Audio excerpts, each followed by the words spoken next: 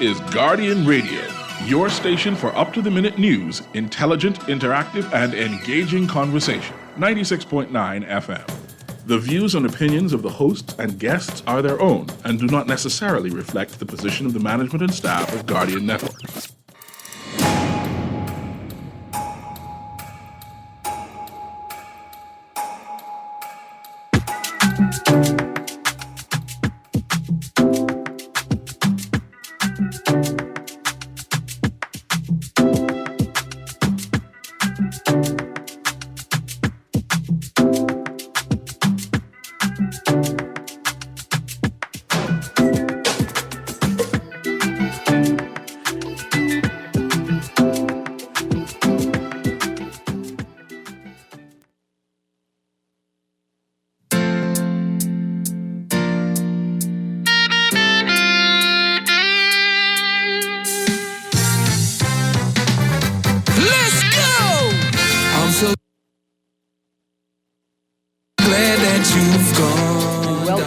Guardian Radio 96.9 FM, your station for fresh news, smart talk all day. It's Wednesday, the 17th of January, 2024, and you are on the clock with Erin, Greene. Sorry for the late start this morning, but we had to give away some prizes on Morning Blend.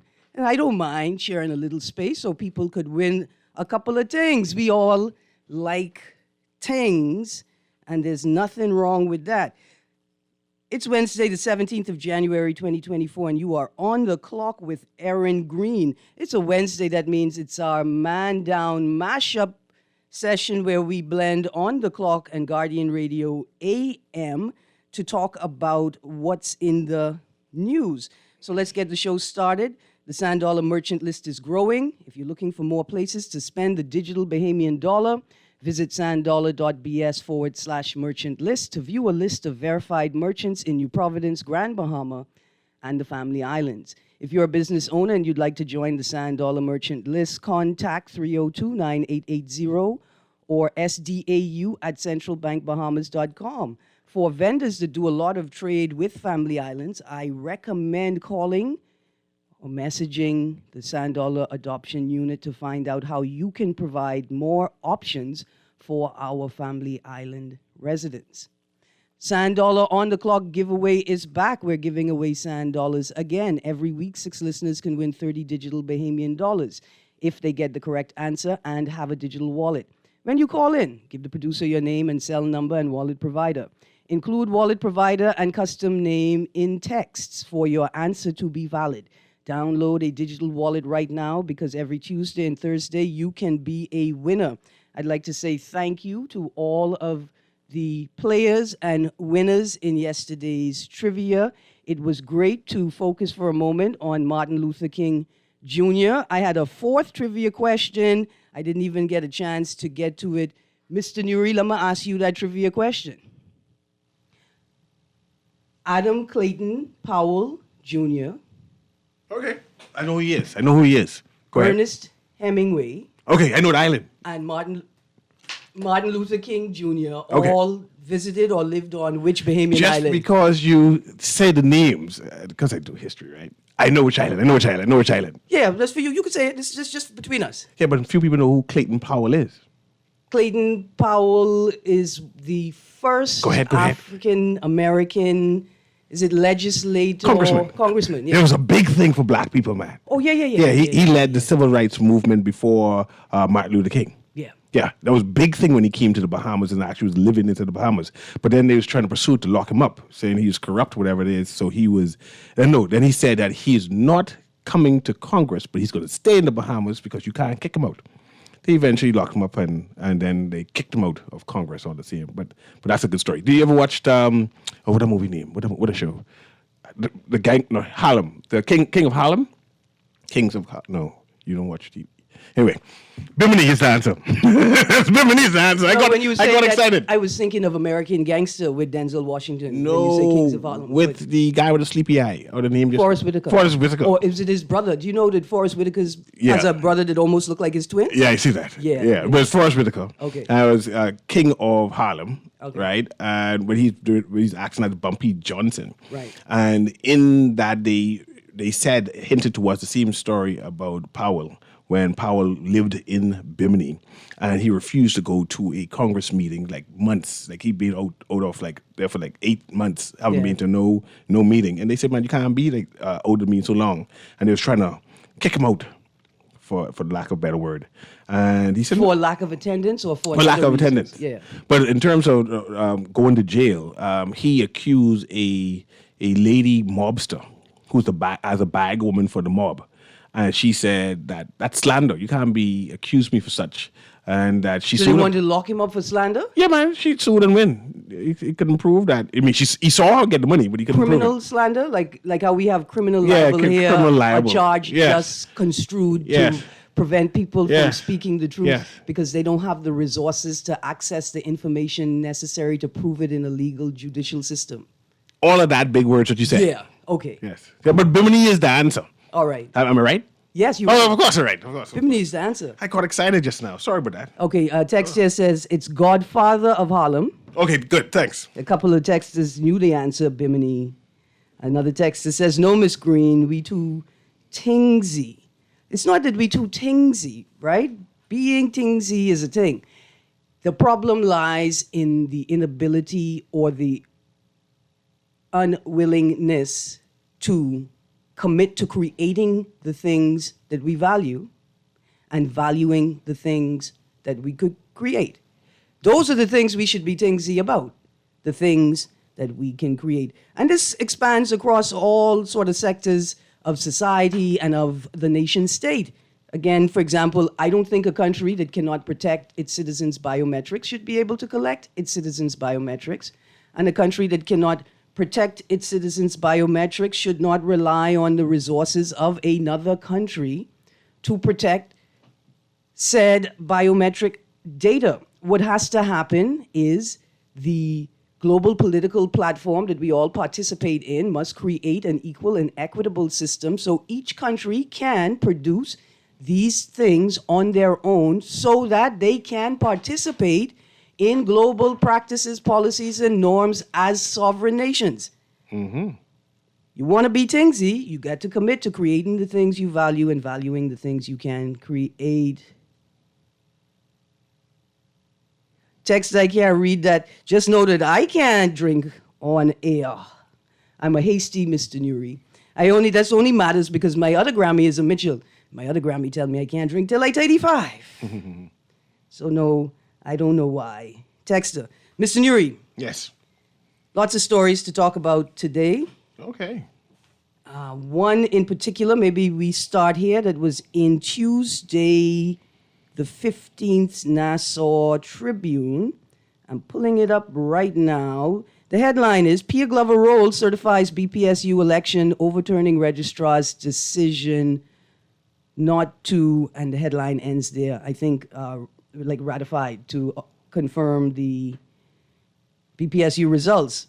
That's big news, you know. Absolutely. Public Service Minister Pia Glover Roll has certified the September results of a Bahamas Public Services Union election, overturning the decision of the Registrar of Trade Unions, who declined to certify the results because of alleged irregularities in the voting process.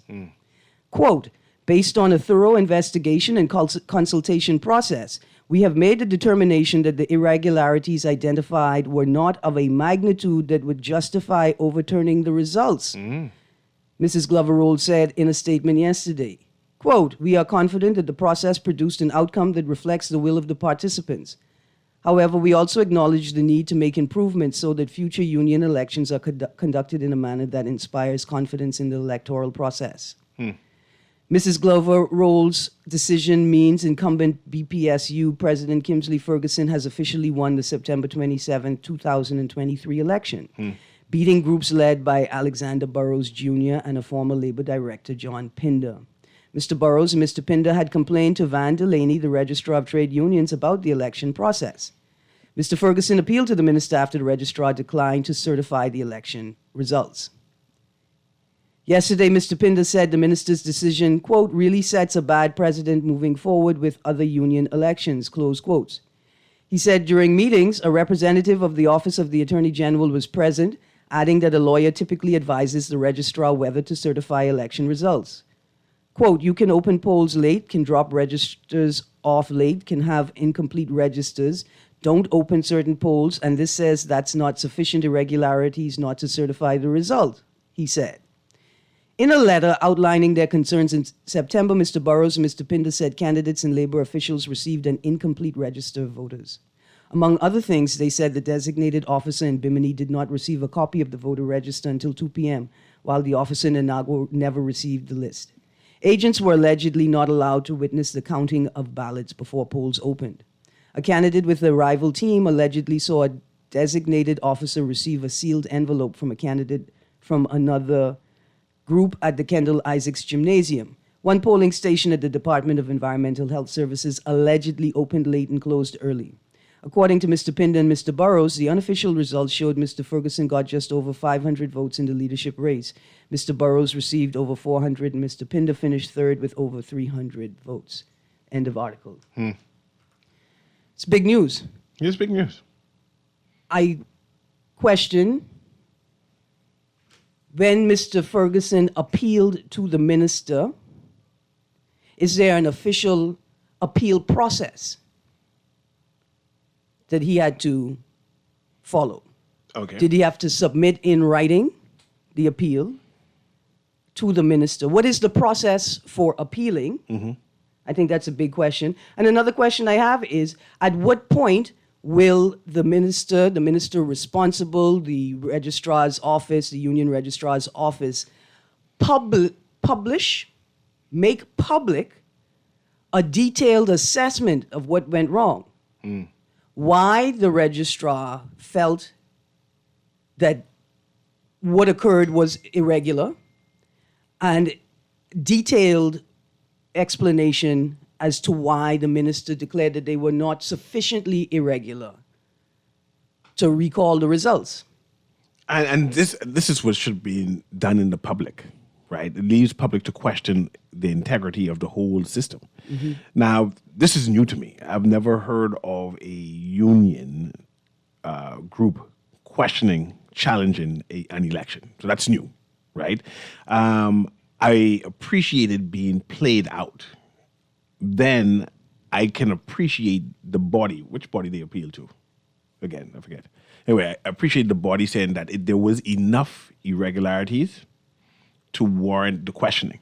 Mm-hmm. And I wanted that to be fleshed out.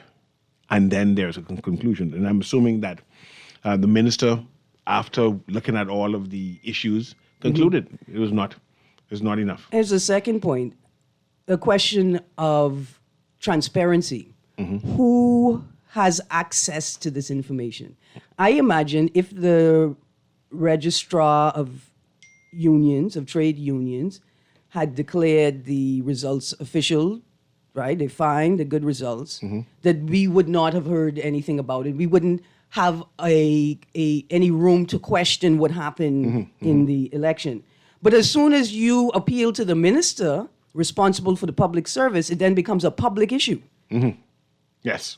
And do we not deserve, as citizens, access to the reasoning, the rationale? Reasoning. And a printed conclusion that I can read and evaluate and say, okay, I see. Right. And not just printed. Don't post a picture of a document online. Mm-hmm. Somebody in IT show people how to post the document online so other people can assess it, pull parts from it, Google search, right? Go into the law database and search. Make these things more accessible, please. It's very concerning. But this is not the first time, Mr. Newry. I don't think this is the first time that a union has challenged union results. Okay. And I don't think this is the first time that a minister, even if they are within their capacity or discretion as the minister, has overturned a ruling or a decision by a sitting authorized body, right, or a statutory body. We've seen the minister responsible for Junkanoo overturn a decision. Yeah. Right? I think we've seen it within the trade union space as well. At the very least, the challenging of results.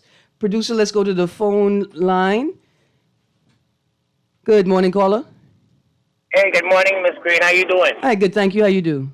I'm excellent, man, and good morning to Mr. Nuri. Blessings to you. Miss Greene, last night I had an opportunity to be invited to a meeting, a branch meeting where you had the guest speaker, the Honorable Spear Glover Role, right? Mm-hmm. Also the member parliament of the great constituency of Golden Gates. Mm-hmm. Ms. Greene, there are so many jobs in this country. Ms. Greene, let me say something to you and Mr. Nuri this morning. You know what we lack in this country? Laziness, Miss Greene. Laziness. I mean, and then you had a gentleman speak about, if you even come there, they can help you to fill out an application wherever you want to, someplace you want to, maybe you don't have access to a computer or to fill it out. Miss Greene, there are jobs in this country, and I beg to differ with anyone who tell me that I'm wrong. I'm telling you, Miss Greene, why is it that so many Bahamians in this country waiting for Santa Claus to drop something in their lap? You got to go out there and work for it, Miss Greene. I used to go out there and cut grass and clean yards, and I'm 55, so why can't the young person do it, Miss Greene? You want to know why? Mr. Nuri. You want to know why? Why? Because the old people don't want to do it. Let's talk about it, because the old people don't want to do it. Many Bahamians are in a state of depression, and they're in a state of depression because the lifestyles that they had become accustomed to are disappearing. They can no longer amass the income, the revenue, the cash necessary to maintain the lifestyles they've become accustomed to. People are so depressed individually and collectively that the birth rate is dropping. The drug money has disappeared. The numbers money has disappeared. Only you can make yourself depressed, If you try, you got some people in this country don't try. Miss Greene, you got some people in this country, they just sit down and expect it. You got to go in there and hustle and try to make it work, Miss Greene. Do it. Let's apply God's good grace to people and presume that people are suffering from things that are heavy.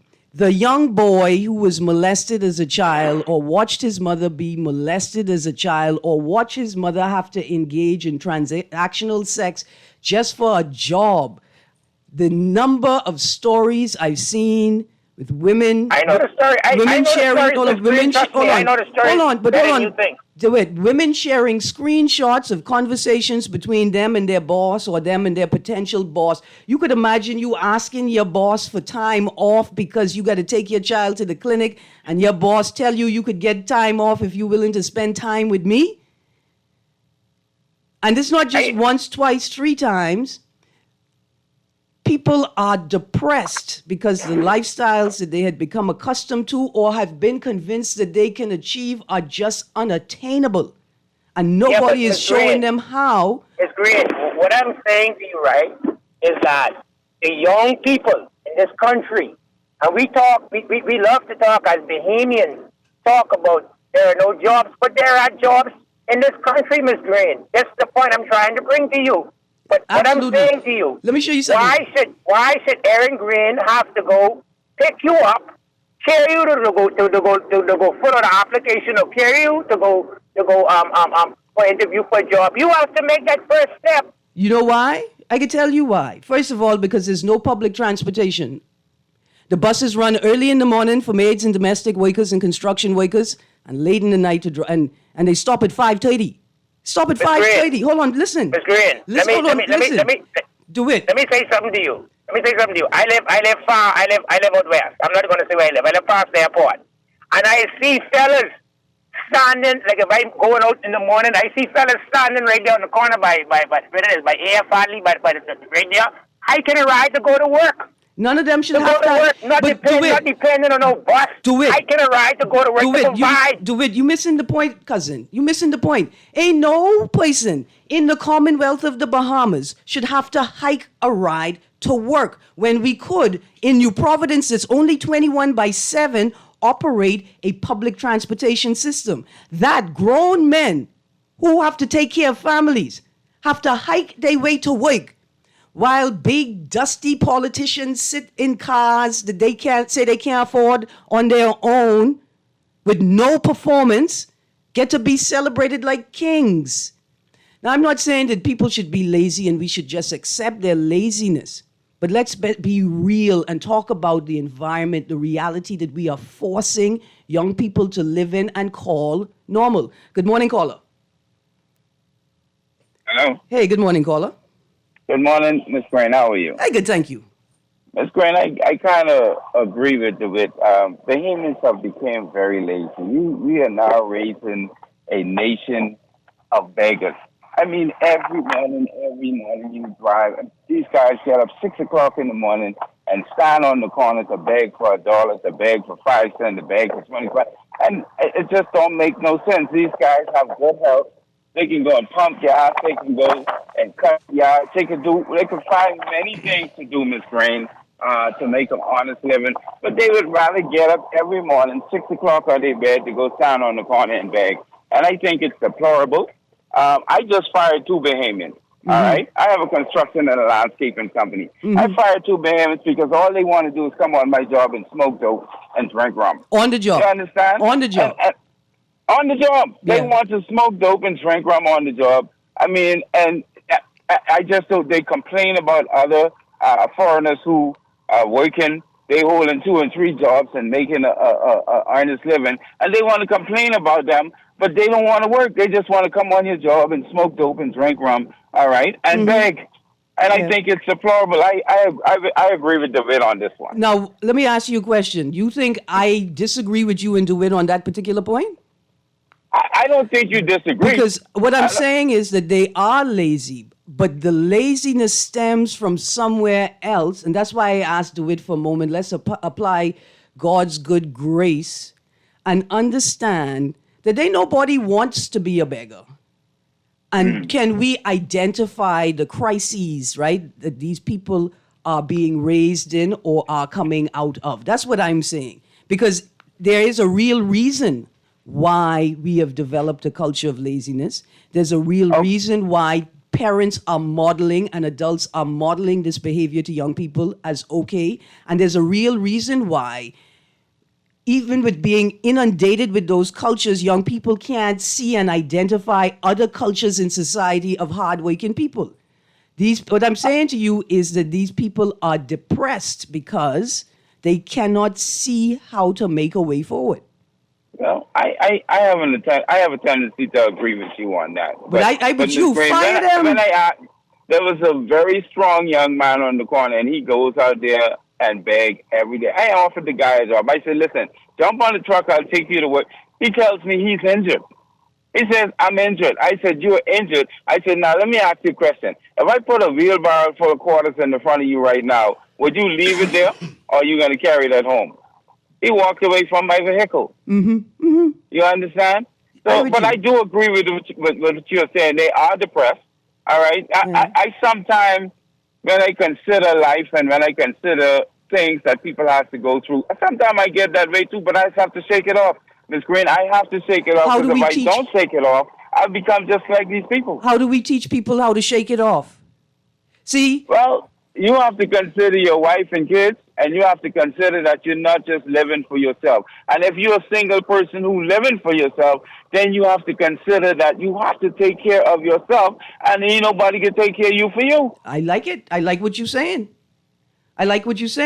Because here's my thing. I'm with you. You cannot allow people to come to your job high, intoxicated on cannabis and alcohol. That jeopardizes your professional standing. That jeopardizes your ability to operate your company. It jeopardizes the livelihood of all of the people working with you. That individual's peers. He's jeopardizing their livelihood and their future. So I'm with you. We have to fire these guys. But how do we compel them to understand that their actions have larger consequences beyond their own perceived suffering? Beyond their own perceived inability to do anything. That's where we are. But I want to thank you very much because you're making sound points, and DeWitt made some really good points as well. Yes, the jobs are there. Yes, Bahamians are not taking them up. The question is why. And thank you, Mr. Absolutely. Yesterday we referenced, or day before yesterday, we referenced that article 50 drug lure, 50% of school leavers leaving without a diploma, right? And in that article, they're speaking to some of the issues that they found. And basically, they're saying an apprenticeship program where young people can start working towards a career from 7th grade may begin to shift this culture. If you could connect the child, the learning, the skills learning to a future, if you could show them right now, you learning this math, so you're able to calibrate the belts on the car properly, then maybe you can compel them and inspire them to try harder, to focus, to commit. But my question is always, how could 50% of students be leaving school without a diploma? It's concerning. Have we just ignored the dangers of social promotion? From the assistant, the assistant deputy public prosecutor argued that she should have gotten the job because she was next in line. We didn't see the dangers of social promotion leaking everywhere. The indictment is on the government and the citizens that allow a government to kick children out of school unprepared for the world. The Gini coefficient, South Africa, the inequality coefficient in society, South Africa is 0.63. The Bahamas is 0.53. Is it that young people can see the social inequality, can also see a government, a society's lack of will to equalize society for them? Do they see the inequalities and see people not caring, people taking advantage of the inequalities, and so they say, forget it? Why should I work hard if people are actively working to maintain the inequality? Is that what's happening? It's a big deal. But DeWitt, I mean, you make a point. There are lots of jobs out there. The Minister of Foreign Affairs indicated there are lots of jobs out there and we need to fill them. Last year, the economists told us we need 1 million more people to maintain the lifestyles we've become accustomed to. Who's going to do the jobs if Bahamians don't want to do the jobs? And if Bahamians are not doing the jobs, then what are they doing? Another story from last week, Mr. Nuri. Murder rate up 150% compared to last year. Grandmother is latest victim, her grandson in critical condition. The murder rate has skyrocketed 150% compared to last year. Now, this article was Friday of last week, where I think the 10 people had been killed. Up to this point, we're at 12. I think there was a... So last year we had 5 murders already by this time? Yeah, I think that's what it says. More people have been killed through January 11th this year than in any other year in this period in over a decade. So we had a worse... Only 4 people were killed up to this point last year. So, as you said, nearly a decade. So a decade ago we had more than 10? For the first week. Why? My gosh. 2015 was a bad year. 2015 was a bad year. Yeah, 2015 was a bad year. So what are Bahamians doing when they're not working? The Prime Minister released his crime plan. At least that's what I expected. When I saw the statement, this press statement from the Office of the Prime Minister, release of the Davis administration's 5-pillar plan to fight crime, I thought we were going to get a crime plan. I don't think that's quite what we got. And I'm glad you spending time on this, even though I see a caller. Let's go to the caller first, because I want to hash this out. Producer, patch the callers for me through, and then let me respond to this crime plan that the government, the official government, has put forward. And I want you to help me hash this out if you have time. Yeah, man. Good. Go ahead, caller. Can you hear me? Caller going once? Or that means I get good time. Caller going twice? Good. So let's talk about this crime plan. I think we actually briefly spoke about it earlier this week, right? And this is my concern. My concern that first of all, I didn't think that the Prime Minister needed to speak. That's my premise right here. Yeah. I believe the Commissioner of Police is responsible to responding a crime plan. The Commissioner and the Minister of National Security, surely. And the National Security will basically say these are the tools we're giving the police force, and the police force would say, this is how I'm going to manage these tools. Not necessarily the prime minister. But that's just me. The people felt that there was a need for the leader of the nation to speak and rehash what the commissioner of police said earlier, rehash what the minister of national security said earlier. That's on us. Which people? Well, whoever was complaining that forced the prime minister to speak. Okay then. Right? When the prime minister did speak, I expected immediate action. In fact, as he said, good morning, Bahamians, or good evening, Bahamas, I expected the mobilization of police forces then. They're active. Whatever they decided it was going to do, I expected it to be a force. The force was going to be forcing, right? Roadblocks, whatever they need, I expected immediately. If he said expect constitutional breaches, then you expected constitutional breaches immediately. Immediately, yeah. Right? Right now there's a delay. So now I'm starting questioning whether the prime minister was serious, or should we look at his speech as being serious? Because I'm still waiting. Right? I believe that when the prime minister did speak, he's supposed to be coming with a continuum of legislation. This is what government do. Yeah. They say, hey, these are the legislation I plan to implement in the future, immediate future, within the next 2-3 months, since it's a crisis that he felt the need to speak. I think he alluded to some things like that, but I don't know. Right. I know he mentioned swift justice, and I'm sure we had swift justice thing before with Alison Maynard Gibson, so I thought we still had that.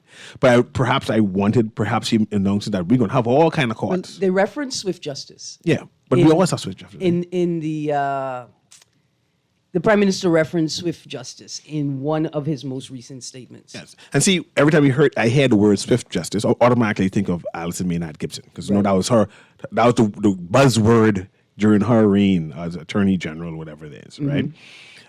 So I assume that if he's making an announcement, he's going to announce that in 3 months, we're going to have these 3 courts instituted. Right. And we're going to extend the hours of these particular courts. Right. So I say, okay, I see it. Right. I see it. I feel it. Right. And I just feel as if there is a delay still in terms of the response. I'm waiting on the response. I mean, I heard his response. Or the rollout. The rollout is a delay. Well, let me read from the statement from the Office of the Prime Minister on Tuesday, the 16th of January.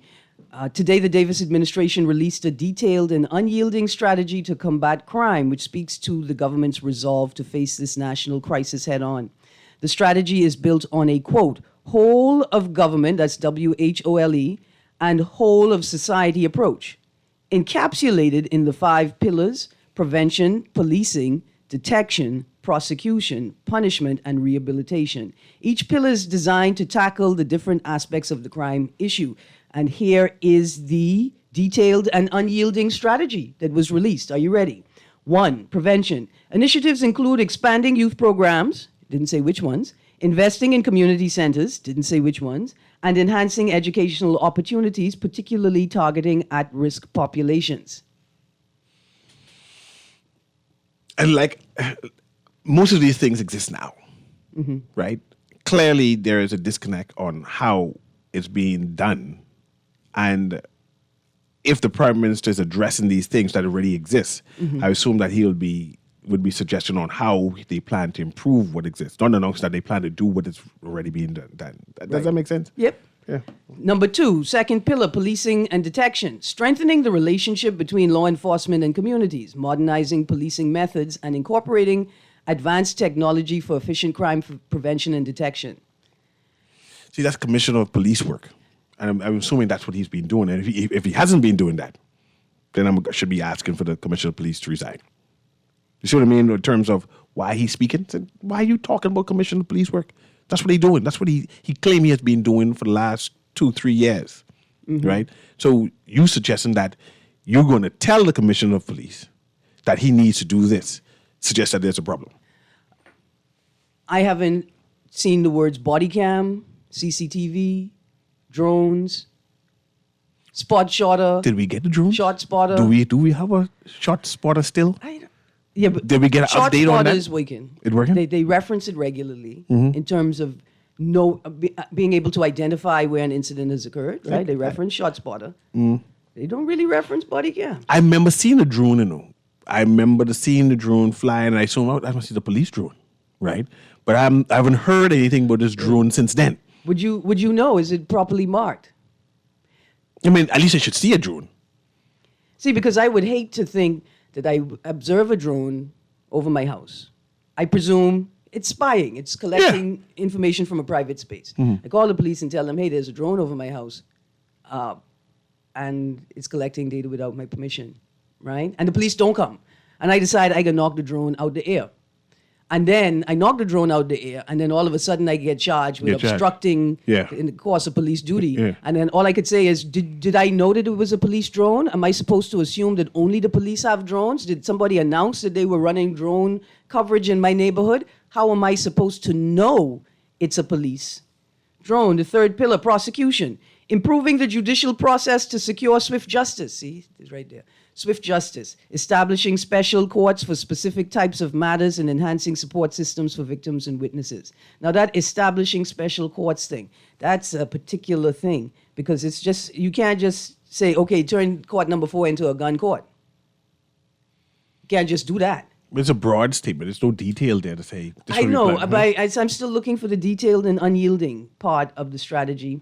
Punishment, implementing fair and proportionate punishments, including sentencing reforms and improving prison conditions. 5, rehabilitation, preparing... Didn't the Minister of National Security mention the prison and how they plan to improve it also? See what I mean with rehashing stuff? Rehabilitation, preparing offenders for successful reintegration with vocational training, educational programs, and mental health support. The strategy, highlighting the government's commitment to a comprehensive, no-nonsense approach to public safety, involves cross-government collaboration and the active participation of the community, NGOs, and the private sector. It's a direct call to action for every sector of society to play a role in this critical mission. Can it be? How will we play a role in this critical mission? Are we just supposed to be quiet when the police are talking because you know crime is a problem and we have to get a hold of it, so just volunteer your rights away as a citizen? We're going to need more than this for a detailed and unyielding strategy to combat crime. If anybody actually has a link to the detailed and unyielding strategy, please publish it online. Mr. Nuri, last week the PM said, in fact, the 15th of January, on Monday, the PM said we have to address the bail issue. Do you think the bail issue is a part of the solution to crime? Say again? I'm reading from the article, PM, we have to address bail issue from the 15th of January. That's Monday of this week. Didn't the Chief Justice say there's no issue with it? No, the Attorney General said there's no issue. Prime Minister Philip Brave Davis said last night that the government, judiciary, and lawyers have a responsibility to address the issue of bail in the Bahamas, which he said has become a death sentence for many young men. What that means? Quote, a judge has... I don't know what it means. It troubles me greatly, Mr. Nuri. Let me read the quotation from the Prime Minister. That sounds like a layman type response. Like, clearly, this person ain't no KC. And the Sunshine Ban. There's no KC in the Sunshine Ban. A judge has the right to use his discretion when granting bail. You trying to say the judges don't do that now? Davis said during a national address on crime. He continued, judges in the Bahamas live in the Bahamas and they know the truth of the statistics. Releasing these men on the streets is akin to a countdown to a death sentence. See, here's my problem. Nobody has a problem with that? Here's my problem. Many of the men on bail and many of the victims of murder and alleged suspects are wearing electronic monitoring devices. Mm-hmm. And it's alleged that many of the people committing crimes are on bail, and I would assume many of them are wearing electronic monitoring devices. Is the electronic monitoring device of no value? Are we not tracking them real time? Have we not reached the point where we need to reconsider the legislation and the policy and make it mandatory that companies have the capacity to track people wearing electronic monitoring devices real time, and that there's a unit established within the police force to communicate with said EMD companies real time? I am concerned that the Prime Minister critique the judiciary openly. I know as a King's Counsel, and especially after hearing the Attorney General response, after hearing the Chief Justice response, explain it, to go back and question them again. I a little concerned about that. And I'm concerned about the whole legal fraternity not saying, hey, Prime Minister, you know better. Absolutely. You know better. And even if you don't want to speak directly to the Prime Minister, how easy is it to just make a statement on the standards and procedures, the principles of the Westminster system? That the three separate arms of government work together but do not critique each other. Yeah, clearly it's a political statement. Let's go to this caller and let me read some text, right? Producer Patrick, caller through. Go ahead, caller. How you doing? Good morning. Good morning. Good morning. Mr. C, what's your name? Mr. C. I'm Erin. Yes, ma'am. Don't you think that by now someone should invite someone from the jury system or some magistrate or somebody who could explain or just clarify some of the things that we may be having a problem with? I hear you know, but really the Chief Justice went in a detailed speech. I mean, he spoke like an hour. Go on and detail and explain it. You go back to that and listen to that. You say, okay, I understand. It was so simply done. And I said, man, this is brilliant. Man, no one should question this no more. I understand now. But I see that there was not a chance to listen to it. But you listen to it? Yes, it was detailed. Give me a reference. Basically, okay, I'll give you a Opening reference. of the legal year. Okay, so ma'am, he's saying if we listen to the Chief Justice's presentation at the opening of the legal year this year, that he explains it there. That's what I meant by reference, yeah. Based on what you hear him say, right, because I haven't heard it yet or read it, did he say something similar to Prime Minister saying that he has a problem with the magistrate allowing person from bail, right? Did he say that? No. He said that he echoed their discretion. He echoed the Attorney General who mentioned that there are procedures in place where the magistrate, the judges can use their discretion. Yes. Okay. And that they're competent people who know the law and they use the discretion. The commissioner normally and always says he's the same repeat offenders, right? Yes. In and out the system, right? Yes.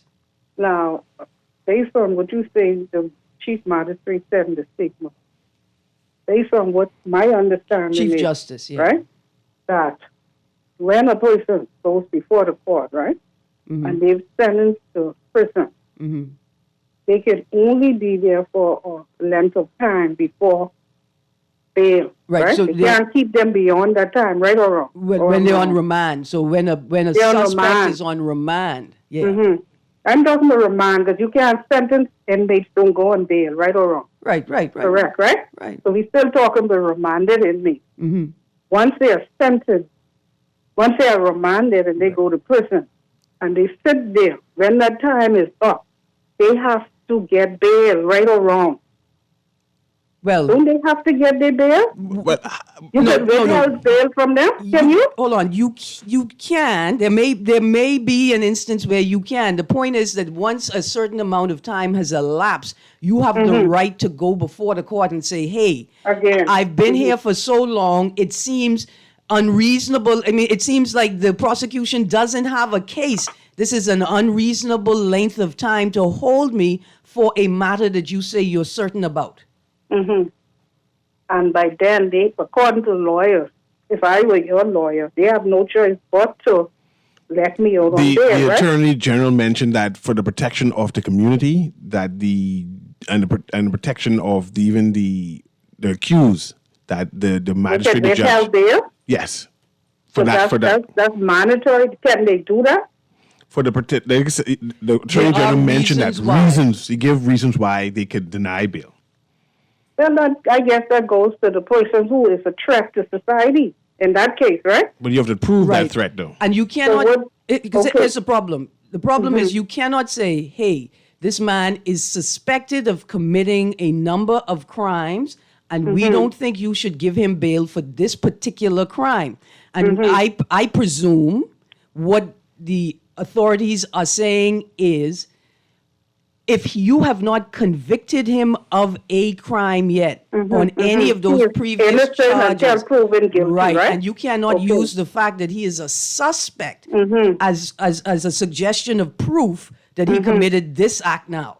Okay, so that's the percentage of those who go before the court, where the court see reason where they could argue not giving those ones bail, right?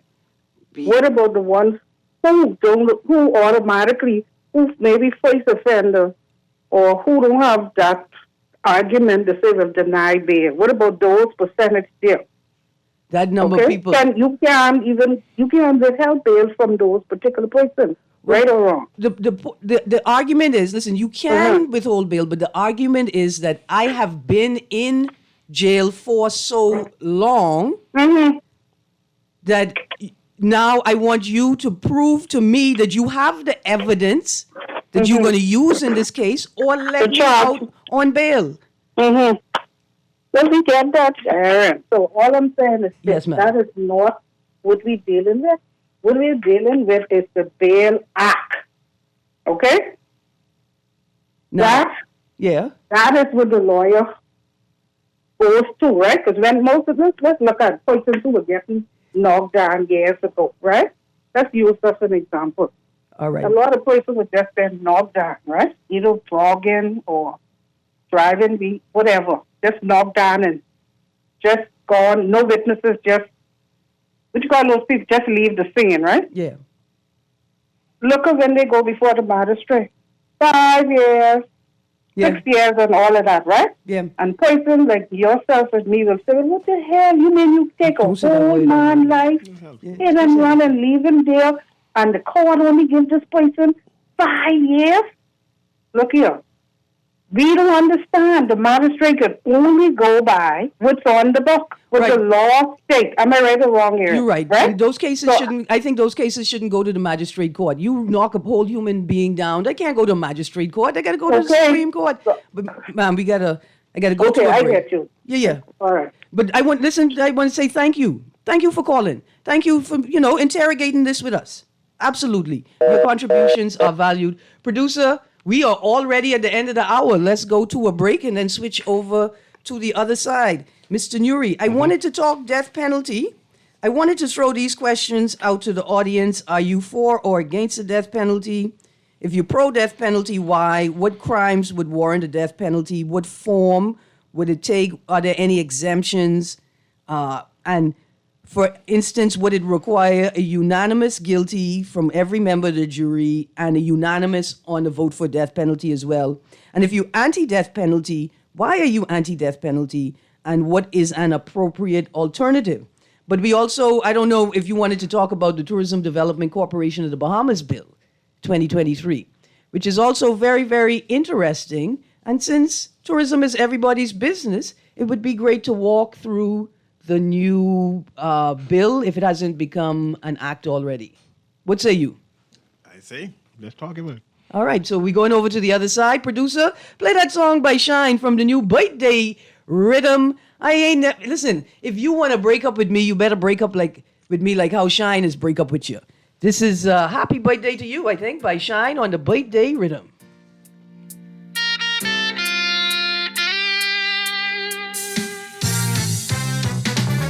Let's go!